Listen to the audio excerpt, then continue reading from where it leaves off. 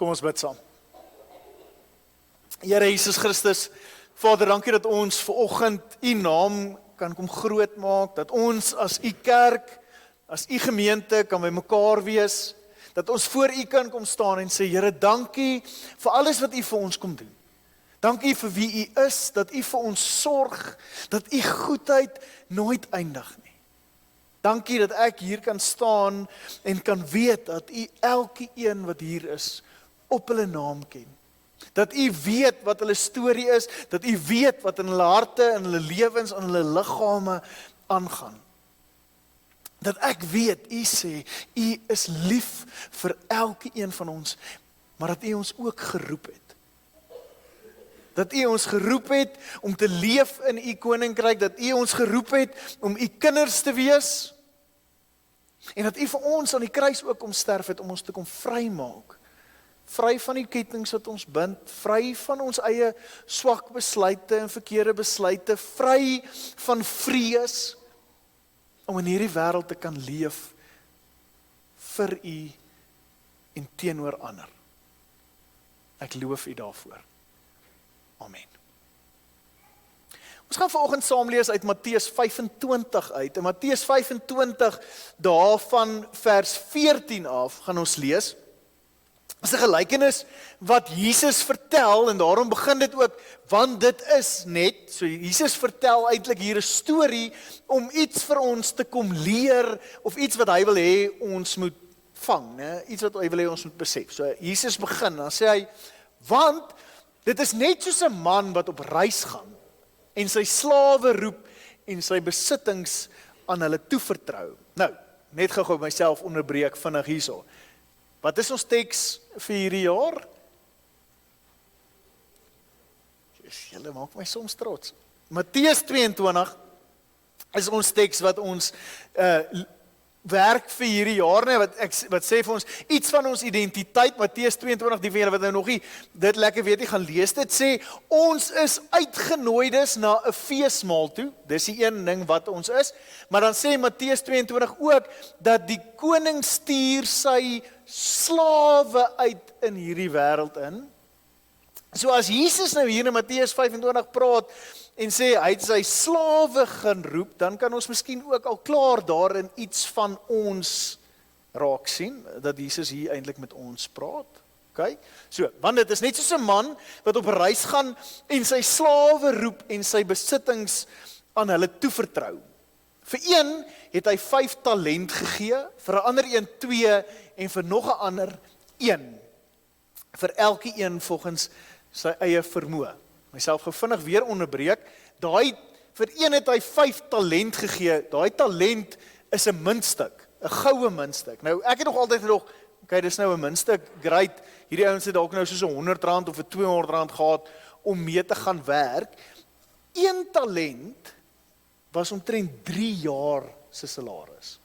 Dis veel geld hy vir sy slawe gegee het. So hy gee vir hierdie ou 5 maal 3, verlaat my wiskunde, my 15 jaar se ek joke, ek het geweet, 15 jaar se salaris en sê, gaan doen iets hiermee. Aan een 2, so 10 jaar, 3 jaar. Vir elke een volgens eie vermoë. Daarop het hy vertrek. Onmiddellik het die man wat die 5 talent ontvang het, daarmee gaan woeker en 'n wins van nog 5 gemaak. Net so het die man met die 2 nog 2 wins gemaak. Maar die man wat 1 ontvang het 'n gat in die grond gaan grawe en sy eienaar se geld weggesteek. Na 'n lang tyd kom die eienaar van daardie slawe terug en eis rekenskap van hulle. Die man wat die 5 talent ontvang het gekom en nog 5 gebring. Hy sê toe, meneer, u het my 5 talent gegee en kyk, ek het 'n wins van nog 5 talent gemaak. Die eienaar het vir hom gesê, mooi so, goeie en getroue slaaf, oor min was jy getrou, oor baie sal ek jou aanstel. Deel in jou eienaar se vreugde. Die man met die 2 talent het gekom en gesê, meneer, 2 talent het u vir my gegee en kyk, ek het 'n wins van nog 2 talent gemaak. Sy eienaar het vir hom gesê, mooi so, goeie en getroue slaaf, oor min was jy getrou, oor baie sal ek jou aanstel. Deel in jou eienaar se vreugde. Die man wat die 1 talent ontvang het ook gekom en gesê, meneer, ek ken u. U is 'n hardvogtige man wat maai waar u nie gesaai het nie en wat oes waar u nie saad uitgestrooi het nie. En omdat ek bang was, het ek u talent in die grond gaan wegsteek. Hier is wat aan u behoort. Maar sy eienaar antwoord hom, jou slegte en lui slaaf, jy het geweet dat ek maai waar ek nie gesaai het nie en oes waar ek nie saad uitgestrooi het nie. Daarom moes jy my geld by die bankiers belê het en met my terugkeer sou ek wat myne is met rente teruggekry het. Vat dan die talent by hom en gee dit vir die een wat die 10 talent het. Want aan elke een wat het, sal gegee word en hy sal oorvloed hê, maar wie nie het nie, van hom sal ook wat hy het weggeneem word. En gooi die nuttelose slaaf uit in die duisternis daar buite. Daar sal 'n geween wees en 'n geknars van tande. Vreeslike einde aan hierdie gelykenis. Maar dit is baie interessante gelykenis met nog ons 'n klomp vrae vir my, waaroor is Jesus hiermee besig? Is hy besig met, praat hy eintlik maar net oor geld, praat hy oor besittings, praat hy oor talente, is dit hoekom dalk hierdie woord ook so mooi werk in die Afrikaans? Is hy besig om met ons te praat, om ons bang te maak en sê, jy moet harder werk, jy moet meer doen? Wat gaan nou eintlik in hierdie gelykenis aan? Wat is Jesus mee besig? Nou is 'n paar goeters wat ek dink uitstaan. En die eerste ding wat ons net vir mekaar moet sê, hy praat nie oor besittings nie. Okay, so hy gebruik die beeld van geld, maar dit gaan nie oor besittings nie. Hy's ook nie regtig besig om ons te probeer bang praat nie. Ja, hy eindig nou natuurlik met hierdie, daar sal 'n geknars van of 'n geween en 'n geknars van tande wees. Ken julle daai grappie van die kleerling wat kleringprediker, hy preek en jy weet mos hoe baie keer is hulle daar in die Kaap, hulle het mos 'n manier van praat wat vreeslik hard en luidrigtig is en hy sê en hy lees ook hierdie teks en hy sê vir hulle en daar sal 'n geknars van tande wees en daar agter haar waar Hana sit glimlag ou, maar ons geen tande nie. Nee, so hy is baie happy. En hierdie prediker staan, hy sê en vir hulle wat nie tande het nie, vir hulle sal daar gesupply word. Nee. So, hy eindig nou met hierdie vreeslike, maar dit is nie eintlik, dit is nie 'n vrees teks nie.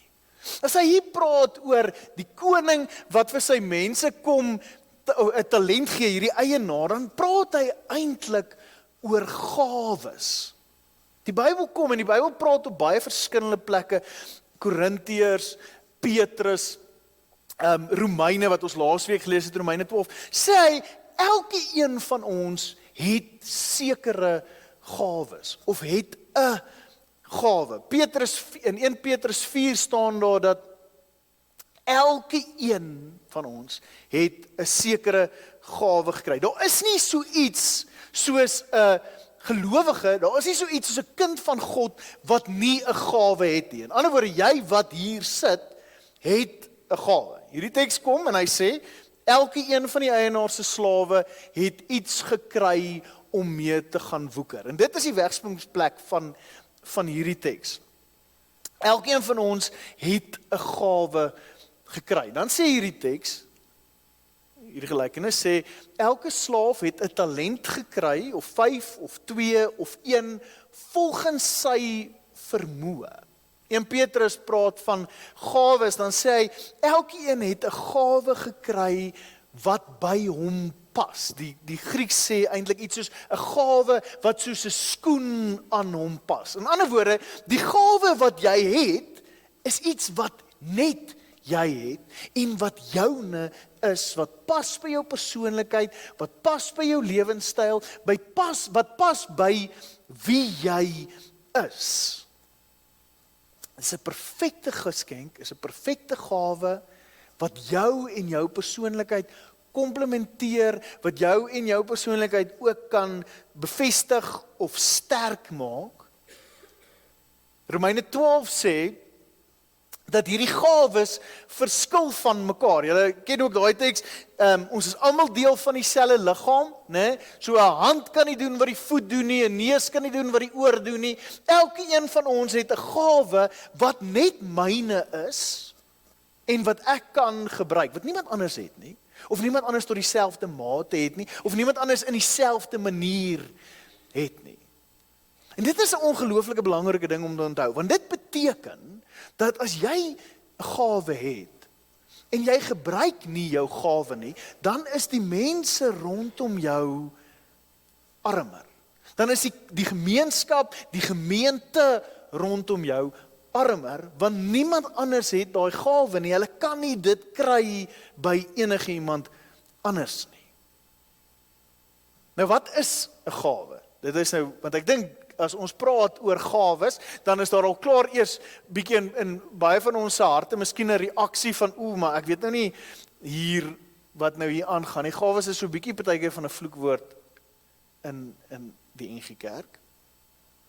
Praat nie hier net oor praat in tale nie, ek praat nie hier oor genesing noodwendig nie, ek praat nie eers hier oor wonderwerke nie. Dit is nie noodwendig wat die gawes van die Gees is nie. Die gawe, 'n gawe van die Gees wat ek hieroor praat, is iets wat God vir ons kom gee om sy werk te gaan doen in hierdie wêreld. Okay? So dit is nie altyd wonderbaarlike goeders nie. Is partykeer soos Duintjie het om voor mense te praat. Dis partykeer, dit kan iets wees soos sing. Dit kan ook goed wees soos profesie. Nou profesie is nie toekomsvoorspelling nie. Profesie is eintlik wat ek nou mee besig is. Profesie is om te kom sien wat is fout in die wêreld en dit dan te gaan vertel vir die wêreld. Dis wat profesie is. Veral in die Bybelse profesie is dit.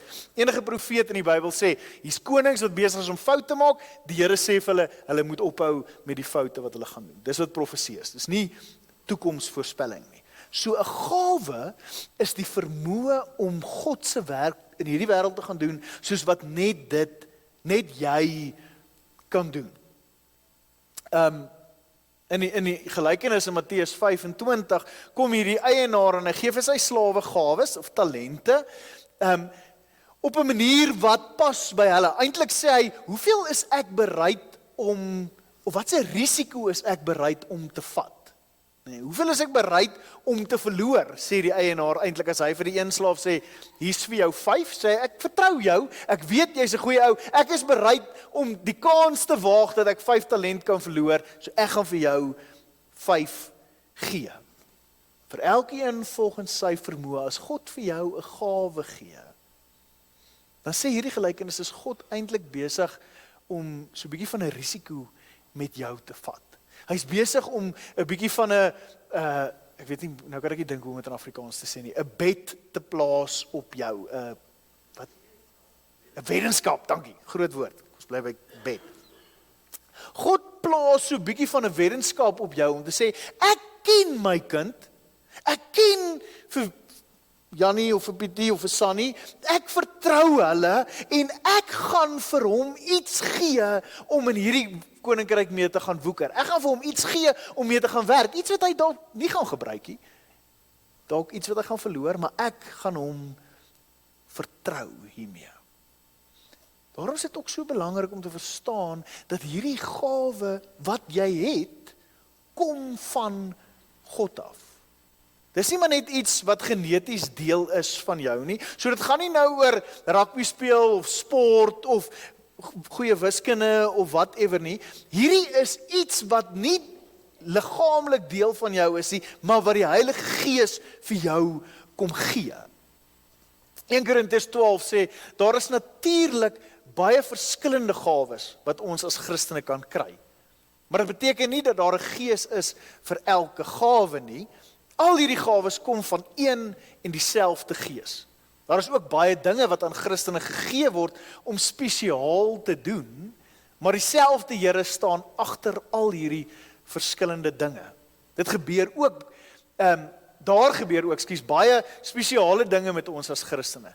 Dit is dieselfde God wat al hierdie dinge in ons doen. So, jy het 'n gawe. Jy het. Weet dit, aanvaar dit, dit is wat dit is. Nee. Tweede ding, ek wil net sê, so jy is nie so spesiaal nie, want almal het 'n gawe. Okay? Maar, jou gawe is net joune. Niemand anders het daai gawe nie, so jy is so spesiaal. Jy maak saak. Want wat jy kan doen, kan ek nie doen nie. Wat ek kan doen, kan jy nie doen nie.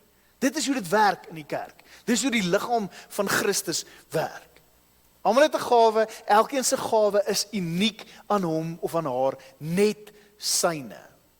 Die derde ding, wat is daai gawe? Daai gawe is iets wat God vir my gee of wat ek mee moet gaan werk in die koninkryk. Dis 'n vermoë, dis 'n manier om te praat, dis gasvryheid, dis profesie, dis wat ook al. Dis 'n vermoë wat ek het waarmee ek in die koninkryk moet gaan werk.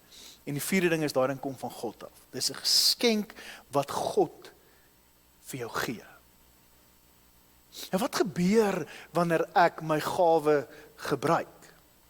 Die eerste ding wat gebeur wanneer ek besef ek het 'n gawe en besluit om daai gawe te gebruik, is dat ek gaan resultate in my lewe sien. Die Bybel sê dit weer en weer, dat daar waar ek gaan dien, daar waar ek my gawe gaan gebruik, gaan mense verander, gaan die talent groei, of die gawe groei. In hierdie gelykenis is daar 5 talent en dan skielik word dit 10 talent of is 2 en dit word verdubbel.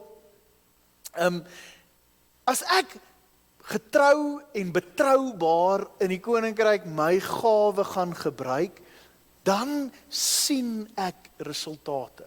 Dan voel ek ook gelukkiger, want ek ervaar dat daar iets gebeur.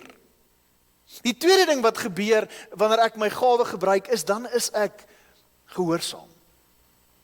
Al hierdie tekste, Korintiërs, Paulus, Petrus bedoel ek, Romeine sê, ons het 'n opdrag om ons gawe te gebruik. As ek sê, ek gaan hierdie gawe hier agterlos en hom nie gebruik nie, dan is ek ongehoorsaam aan God se plan vir my lewe. En hier is die probleem met ongehoorsaamheid. Ongehoorsaamheid is nie iets wat ons altyd hel toe stuur, en dis nou iets waarvoor ons met vreeslike vrees moet leef. Dis nie net dit nie. Die probleem met ongehoorsaamheid is dit maak my ongelukkig. Dit maak my onsuksesvol. Dit maak dat ek nie voel of ek wil kan uitkom waar ek wil wees nie. Dit maak ook dat baie kere ek kan nou hard werk en alles doen, maar my gawe los ek eenkant, ek werk nie met my gawe nie, dan brand ek uit. Want waar kom my energie en my krag om regtig te doen vandaan? Dit kom van God af. So wanneer ek gehoorsaam is en my gawe gebruik, groei ek, is ek gelukkiger, is ek meer effektief as mens, is ek beter in die koninkryk. Besig wees en my gawe gebruik is nie dieselfde ding nie. Dis 2 verskillende goeders. Ek kan min doen, maar my gawe gebruik en meer effektief wees as soos 'n afkop hoender rondhardloop en glad nie my gawe gebruik nie. 'n Derde ding wat hierdie teks sê, wat 'n bietjie van miskien die een kwaai ding in hierdie hele teks is dat as ek nie my gawe gebruik nie, kan ek dit verloor. Kan God sê, ek het vir jou 'n geskenk kom gee, ek het vir jou iets kom gee om te gebruik, as jy dit nie gaan gebruik nie, gaan ek dit wegvat. Wat sê hy Engelse spreekwoord, use it or lose it. Nee, dit is tot 'n mate wat hier aangaan.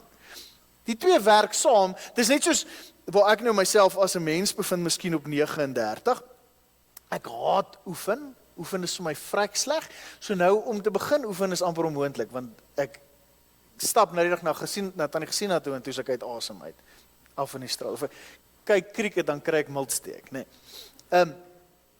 Dis 'n doodnormale reël van die lewe. As jy iets nie gebruik nie, gaan jy dit verloor. As jy jou arm sou moes vasbind agter jou rug vir 'n paar jaar, gaan hy wegkwyn en uiteindelik amper afval of net so klein nuttelose dingetjie word. As jy 'n plaas het en jy ploeg hom nooit nie, of jy worry glad nie oor die landerye nie, iewers gaan daai veld, daai land tot niet gaan. Dis die reëls. Dieselfde met ons gawes. Daarom is dit so belangrik dat ek tyd by die Here spandeer, dat ek tyd met myself spandeer en sê, wat is my gawe? Waarmee is ek goed? Wat het God vir my gegee? Wat het die gemeente en die koninkryk nodig? Waar moet ek besig raak? Wat moet ek gaan doen. God sê, moenie 2 Timoteus, of in Timoteus, skryf Paulus, dan sê hy vir Timoteus, moenie die gawe wat vir jou gegee is, tot niet laat gaan nie. Maar blaas dit aan, soos 'n vuur. Werk aan jou gawe. Ontwikkel jou gawe. Doen alles wat jy kan doen, om daai gawe op elke plek waar jy kom te gebruik. Moenie wag vir iemand om vir jou 'n vraelys te kom gee en te sê, as jy nou hierdie vragies antwoord, dan gaan jy jou gawe ontdek nie. Moenie wag vir iemand anders om vir jou te kom en te kom sê, luister, ek kan sien, jy is, kom ons sê maar 'n vrygewige mens, of kom ons sê, gasvrye mens, gasvryheid is 'n gawe. Ek kan sien jy's 'n gasvrye mens, wil jy nie asseblief kom gasvry wees by die kerk nie, begin self gasvry wees, moenie wag tot jy beter voel nie, want jy gaan nooit beter voel tot jy die gawe begin gebruik nie, begin net, moenie wag, miskien laaste ding ook, tot jy voel jy kan dit doen nie. Hierdie teks sê, Jesus vertel in hierdie gelykenis, hy sê, elkeen word gegee soos wat hy dit kan gebruik. Nee. In ander woorde, as ek begin, en al het ek net 1 talent, al is my gawetjie bietjie klein en dalk 'n bietjie nutteloos in my kop, en nie in my kop van veel waarde nie, of ek weet nie hoe om dit reg te kry nie, God sê, ek gaan dit gebruik. Doen jy net iets daarmee? Wat sê Nike? Just do it, né? Begin net. Moenie bang wees nie, moenie skaam wees nie, moenie wegkruip nie, doen dit. Hoe weet ek ook, ek het 'n gawe? God sit dit iewers baie keer in ons harte.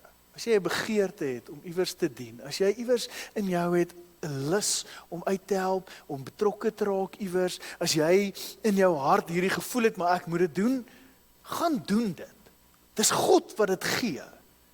En as jy dink, ek wil dit so graag doen, maar ek kan dit net nie doen nie, God is die een wat toerus. Daar's 'n ander ding wat ek verskriklik baie van hou en nogals in glo, is God stuur nie mense wat gereed is nie. God stuur nie mense wat gereed is nie. God maak die mense wat hy stuur gereed. Hoor julle dat daar is 'n verskil daar. Hy wag nie tot jy reg is en dan sê hy vir jou, gaan doen nie. Hy sê vir jou, gaan doen, ek sal jou regmaak, ek sal jou leer, ek sal jou lei op hierdie pad. Saam met dit, as jy jou gawe begin gebruik, groei jou gawe. Word jy ook sterker en beter daarmee. Ek wil julle nie aanmoedig nie, maar daar is van my preke van 15 jaar terug op die internet. Moet nie gaan kyk nie, maar daar is. As ek my preek van 15 jaar terug luister, teenoor waar ek vandag luister, is daar 'n effense verskil. Nee. Ek is baie verveeld met my preke van 15 jaar terug. Ek sou geslaap het in die kerk. Ek sou waarskynlik sê, is nog steeds geslaap het in die kerk. Ons groei. Soos wat ek oefen, word my gawe groter, word ek beter met my gawe, word my effektiwiteit beter, maak ek 'n groter verskil. Hoe meer ek dit oefen, hoe nader kom ek. Wat sê hulle van 10.000 uur? Jy moet 10.000 ure iets doen, voor jy dit baie goed kan doen, of voor jy dit perfek het. Hoeveel doen ons regtig aan ons gawes? Hoeveel ure? Ek dink nie enigeen van ons is naby aan dit nie. Ek is ook definitief nie naby aan dit nie. Nou wat is die probleem van hierdie Matteus 25 storie? Hierdie Matteus 25 sê, okay, jy het 'n talent, gebruik dit. Slaaf 1, hy gaan doen dit. Jy het 2 talent, gaan woeker daarmee, slaaf 2. Slaaf 3 kry 1 talent, is nie eers 'n vreeslike baie nie, is nie so iets groots nie, dis nie eers iets moeiliks nie. Hy gaan steek dit weg, hy doen niks daarmee nie. Wat is sy probleem? Is sy probleem dat hy eintlik maar net 'n lui slaaf is? Is sy probleem eintlik maar net dat hy bietjie nutteloos is en nooit daar moes gewees het nie? Dis nie sy probleem. Sy probleem is, hy vat sy 1 talent en hy dink, my meester is 'n kwaai meester. My baas is 'n baas wat altyd vreeslik gesigte trek en raas, wat sê hy, wat maai waar hy nie gesaai het nie. Ek is so bang vir my meester, ek is so bang vir my baas, ek kan amper nie funksioneer nie. Vrees is die agtergrond van hierdie teks. Vrees is baie keer die rede hoekom ons nie ons talente of ons gawe gebruik nie. Vrees is baie keer die rede hoekom ek nie voor mense kan gaan staan nie, want ek is so bang om voor mense te gaan staan. Vrees maak my baie keer 'n nuttelose, swak mens. Vrees hou ons weg van risiko af. Vrees verlam ons.